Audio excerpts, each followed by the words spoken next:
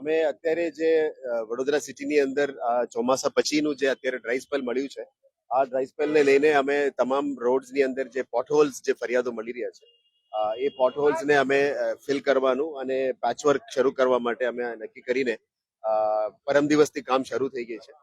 અલગ અલગ ઝોન્સમાં, અલગ અલગ વોર્ડ્સમાં ડેપ્યુટી એન્જિનિયર્સ અને એક્ઝિક્યુટિવ એન્જિનિયર્સના ટીમ્સ દ્વારા એમને જે એઆરસી કોન્ટ્રાક્ટ હોય એના થ્રુ જે લોકો કામગીરી કરી રહ્યા છે. અત્યારે આ વખતે અમે પહેલી વાર વડોદરામાં જેટ પેચર મશીનને પણ ઇન્ટ્રોડ્યુસ કરી રહ્યા છે, જેથી કરીને કામ બહુ ફાસ્ટ થઈ શકે અને ફાસ્ટ ટ્રાફિક મુવમેન્ટ પણ થઈ શકે.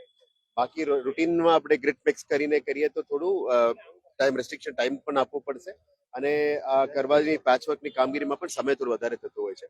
એટલે હાલ આપણે ઇમરજન્સી મોડમાં અત્યારે જેટ પેચિંગ મશીન અમે એક લાવ્યા છે. આવનારા દિવસમાં હજી 3 લાવીશું, એટલે એક ઝોનમાં વહેલા તકે કામ પોટહોલ્સનું ફિલિંગ કામગીરી થઈ શકે એના ઉપર કામગીરી કરીશું.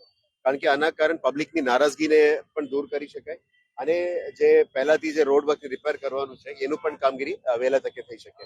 આ સિવાય પણ જનરલ વર્ક્સમાં પણ જનરલ નોર્મલ રીતે પણ અમે કામગીરી કરીશું. એટલે હોટમિક્સ પ્લાન્ટને પણ શરૂ કરી દેવામાં આવી છે. અત્યારે જ ડ્રાય સ્પેલ મળી છે, એટલે 2 મહિના પછી, એટલે વહેલા તકે આ ખાડાઓ પુરાવાની કામગીરી વીએમસી દ્વારા હાથ ધરવામાં આવી છે. એમાં મેક્સિમમ રોડ્સને કરવું પડશે, જેથી કરીને વડોદરાની રોડ્સને પણ સારી રીતે અમે કરી શકાય.